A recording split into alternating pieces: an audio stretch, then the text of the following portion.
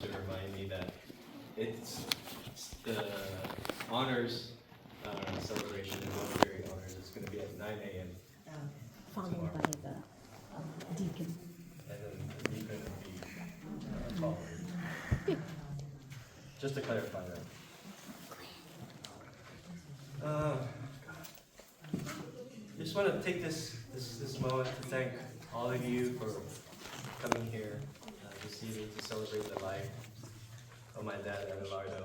And special thanks to the people here who helped put this celebration together, all the food and snacks and everything. And it's been like 9 months. It seems like just 3, but 9 months is, I was standing here in the same chapel to celebrate the life of my mom. Only this time my dad's not sitting there staring at me. Probably the last time you guys saw him, spoke to him, was here. But he's up there with my mom, listening, watching over us. But yeah, I never thought I would be back here so soon. I hope all of you got the chance to view the poster boards in the back. Malin spent a lot of time putting that together.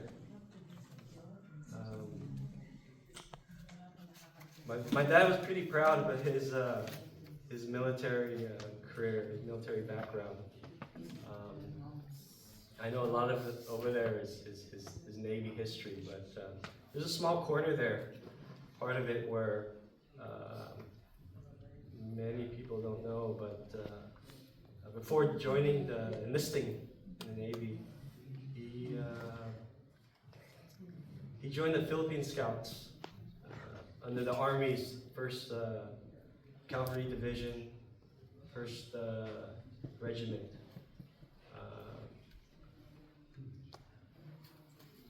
To help liberate the Philippines from the Japanese occupation.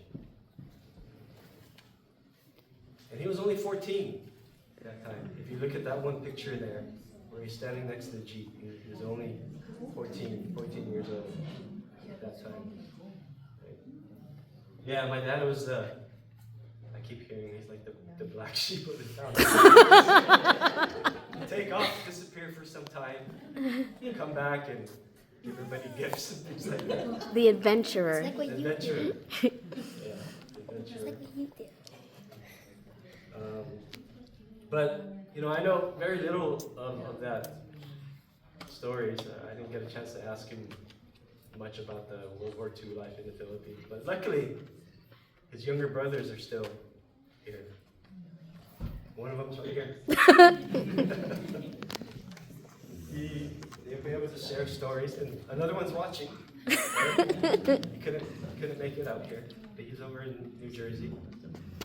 So we'll still be able to hear stories from him, about him, about how they survived and avoided the horrific Japanese rule in the Philippines. But during his Navy career, 20 plus years, he re-enlisted 4 times in the Navy. If you look at that board there, he was assigned to 8 different ships, from few destroyers, transport ships, and he received a few medals. If you saw them as you come in there. One of them was the Silver Star Good Conduct Medal, a 2 Bronze Star Vietnam Service Medal, Republic of Vietnam Civil Action, and the 2 additional ones, the National Defense Service and the Armed Forces Expeditionary Medals. And somewhere in the middle, he was assigned at a naval air station in Lemoore. And I think that time is where he met my mom. And they ultimately got married on January 31st, 1970. Here in the Bay Area, in San Francisco, at the St. Patrick's Church.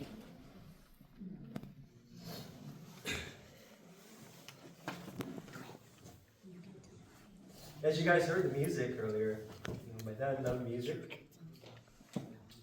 He loved listening to artists, big band artists, jazz vocalists. But one of his favorites was Frank Sinatra. I think he knew every song, every lyric. And we grew up listening to his music, albums after albums, changing the record player. Listening to Frank Sinatra, old Blue Eyes.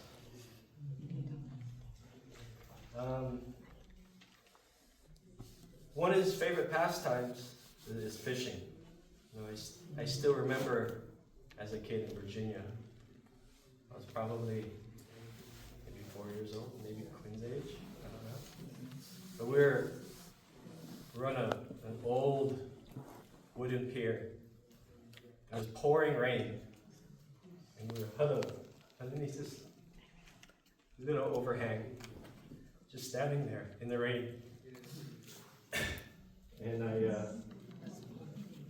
I asked my dad, like, "Yeah, what are we doing here? It's raining."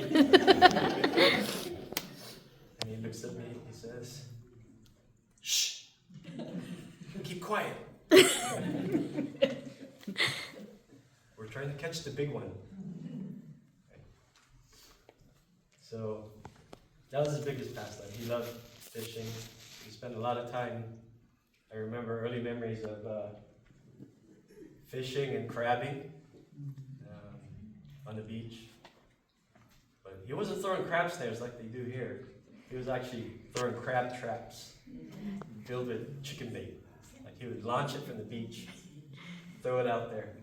These like triangular traps that open up. And then we pull them in and close up, catch blue crabs. So, yeah, we spent a lot of time at the beach there whenever he was free. And I was hooked at an early age because I'm still fishing now, still crabbing. But now I get to share it with my kids, and hopefully they have the same memories that I do.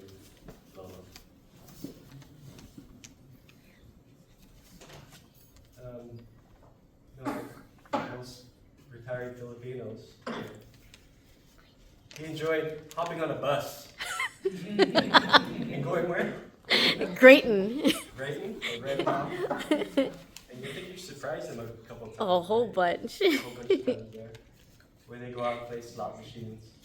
My dad will probably play like the most expensive slots and go through like hundreds of dollars within like 10 minutes. And then you have my mom. But with on free the penny- food. on the penny machines. Having fun with the pennies. But yeah, they really enjoyed that. They would always look forward to that. But you know, when COVID came around, that all stopped. And they pretty much were at home at the time. But they still enjoyed one another there at home. They love to eat. You know, they're not in the casino, they'll take a little break, a little buffet. And there's burgers and fries, because he loved French fries. Burger King ones. Burger King? Yeah. Habitat But he always burger. would want the freshest French fries. He didn't want the French fries that would just sit there for a while, right? So I remember as a kid, he would always go ask for like No hot salt. fries, not too much salt. Right? And I noticed every time he did that, you know, he would tip the guy. Right? He would always have money kind of folded and pass it. Tip the person working there. That's what he always did. Growing up. But yeah, at French fries, he loved that. I remember even in elementary school, after school, we used to come home, we had the fryer going. French fries, and I think that's how we ate. It's French fries and ketchup. But yeah, he loves French Do you know how to record? He also loved the grandkids. He loved when they visited. Camera. Take all their artwork. We saw it at his house in the city. He pretty much covered the whole living room. Tape, any piece of tape he found, put it up there. Probably used rice too. Covered the walls. And we have all that art there. That wall though, the house was remodeled, so we don't have that big wall anymore, but I don't know if we kept some of those pictures. Maybe we were selling it, but I probably did. Took them out of the garbage can. Yeah, she took them out. I probably threw them away. But, yeah, when the kids got older, well, only Malia still draws. But as they got older, we were able to play Scrabble with him. We got to challenge the Scrabble master. And he was big into Scrabble. He would like play for money, I think, with his friends. Just because I guess that's what he did in the ships. And he knew all the words, like the little 2-letter words and the words that start with Q, but you don't need a U. He knew all of them, right? And he wouldn't let us just open the dictionary. He's like, oh, that's cheating. The only time she'll open it up is to challenge a word. You put some word and you're not sure. He's like, okay, you can open up the book, but if you miss it, then you use your turn. But he had all these strategies too. So make the most points by the pink squares and the red squares. I think the pink were doubles and the reds were triples, right? Triple word. So we'd always score a lot of points. Yeah. She won once. Very proud moment. Yeah. I think we have a picture of her holding the scorecard. But I could go on and just reminisce about it, but I'm sure other people will share as well. But so on that note, I'd just like to say thank you, Dad.